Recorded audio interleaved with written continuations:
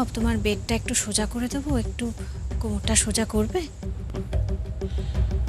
ছোটবেলায় ঠাকুমার কাছে একটা কথা শুনতাম, শালগ্রাম শিলার বসা আর শোয়া। কথাটার তাৎপর্য এখন বুঝছি। সিস্টার, আমার বেডটা একটু সোজা করে দিন তো। আমি দিচ্ছি তো অনুভব, এই তো আমি আপনি কি অন্য কোনো কাজ করছেন সিস্টার? No sir. তাহলে বেডটা সোজা করা কার কাজ? না মানে ম্যাডাম তো। আমি তো বলছি অনুভব, আমি করে দিতে পারবো, মানে বেডটা। আপনি কেন করবেন? এটা তো ওনার কাজ। তাতে কি হয়েছে? মিস মুখার্জি, আপনি এখন এখানে কেন? আসলে আমার হাতে একটু সময় ছিল তাই। আপনার হাতে সময় ছিল নাকি নিজের সমস্ত কাজ ফেলে গত কয়েকদিন ধরে এখানে ডিউটি করছেন, কোনটা? অনুভব, এভাবে কেন বলছো? আপনার প্রেসটা কি উঠে গেছে? মানে সেখানে যাওয়ার আর দরকার পড়ে না?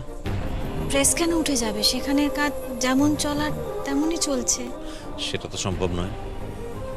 আপনি নিজের সমস্ত কাজ বাদ দিয়ে এতদিন ধরে এখানে বসে থাকলে আপনার প্রেস ভালোভাবে চলতে পারে না। অনুভব, আমি তোমার কাছে থাকতে চেয়েছিলাম, তাই আমি। কেন থাকতে চেয়েছেন?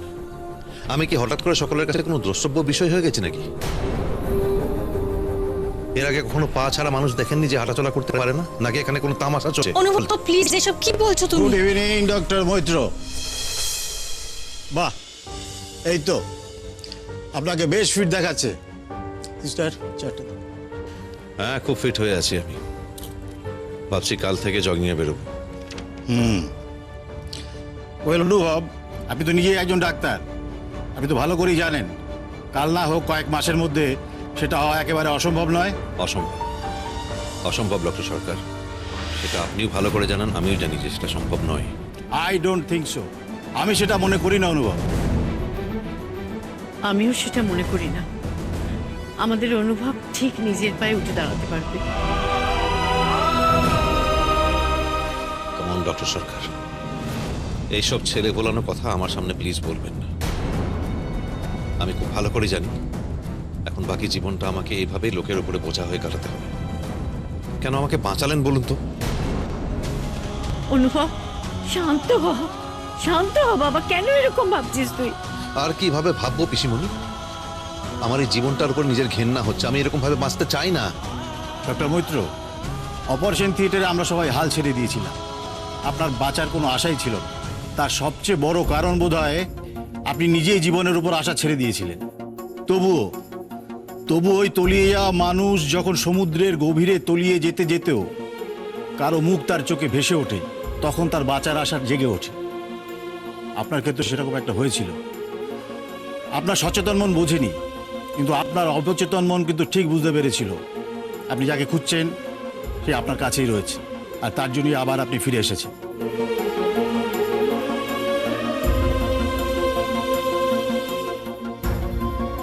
আমি তো জানতাম যে হসপিটালের পেশেন্ট ভিজিটের একটা নির্দিষ্ট সময় আছে, কিন্তু এখন তো দেখছি সারাক্ষণ আমার কেবিনে বাইরের লোক।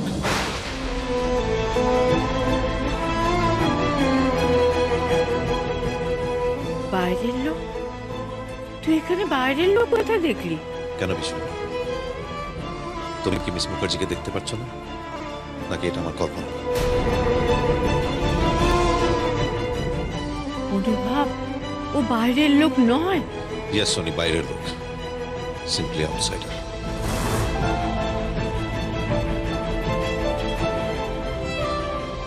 ইয়েস সোনি, বাইরের লোক, সিম্পলি আউটসাইডার।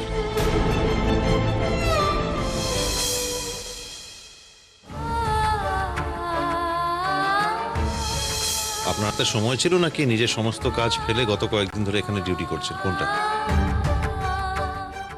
আমি তো জানতাম যে হসপিটালের পেশেন্ট ভিজিটের একটা নির্দিষ্ট সময় আছে, কিন্তু এখন তো দেখছি সারাক্ষণ আমার কেবিনে বাইরের লোক। ইয়েস টনি, বাইরের লোক, সিম্পলি আউটসাইডার। আমাকে তুমি যতই কষ্ট দাও না কেন অনুভব, তোমাকে ছেড়ে আমি কোথাও যাব না, কখনো না।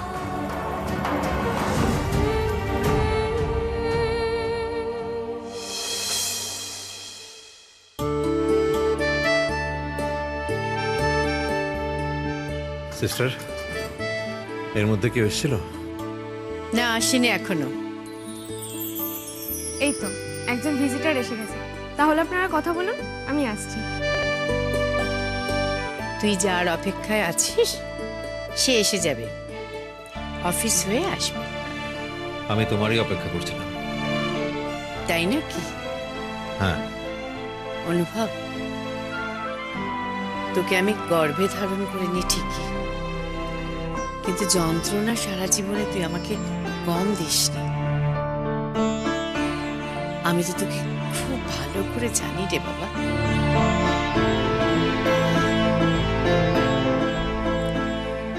আনন্দের জন্য অপেক্ষা করছিস তো? চিন্তা করো না পিসিমণি, এই বদ অভ্যেসটা খুব তাড়াতাড়ি কেটে যাবে, আমি কাটিয়ে নেব। কিন্তু ও তো তোকে এই অভ্যেস কাটাতে দেবে না। তাই আমাকে কঠিন হতে হবে। কারো করুণা নিয়ে আমি বাঁচতে পারবো না পিসিমণি। এটা তুই কি বলছিস অনুভব? করুণা? তোর মনে হয় মেয়েটা তোকে করুণা করছে? এই যে দিনের পর দিন এখানে পড়ে আছে, সেটা শুধুই করুণা? হ্যাঁ হ্যাঁ, তাই। তাছাড়া আর কি? তাছাড়া কি সেটা আমি তোকে বলবো না। তোর অনেক বুদ্ধি, অনেক বিবেচনা, তুই নিজেই ভাব। অত ভাবাভাবির কিছু নেই পিসিমণি।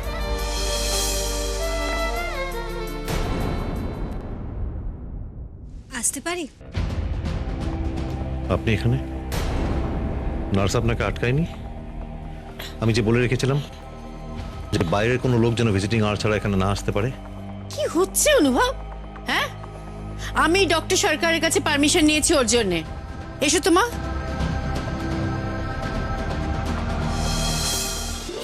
পিসি, যার জন্য এনেছো তাকে দাও তুমি। পিসিমণি, যদি তুমি আনতে না পারতে তাহলে আমাকে আগেই বলতে। ওনাকে দিয়ে আনালে কেন? আমি এনেছি তো সমস্যাটা কোথায় অনুভব?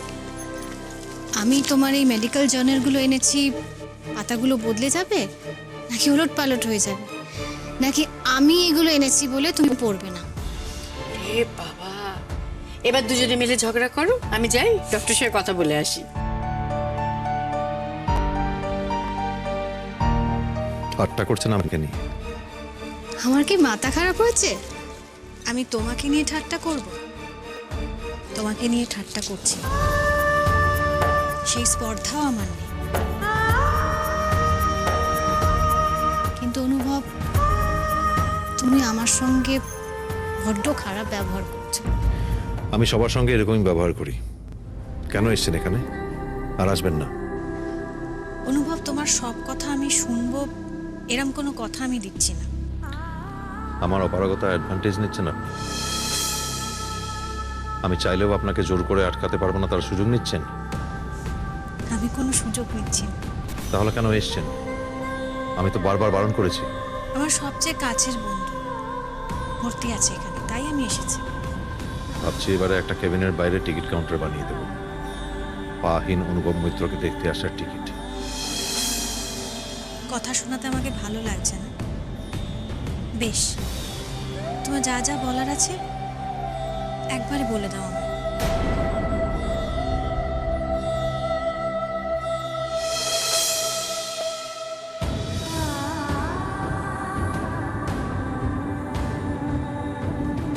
আজ থেকে তোমার আর স্ট্রেচারে করে এদিক ওদিক যাওয়া না। শারীরিক অসুস্থতা তোমার অনেকটাই কেটে গেছে। এবার থেকে হুইল চেয়ারে করেই তুমি যাতায়াত করবে। জানি, এবার থেকে তো সারা জীবনের জন্য হুইল চেয়ারকে সঙ্গী করে কাটাতে হবে।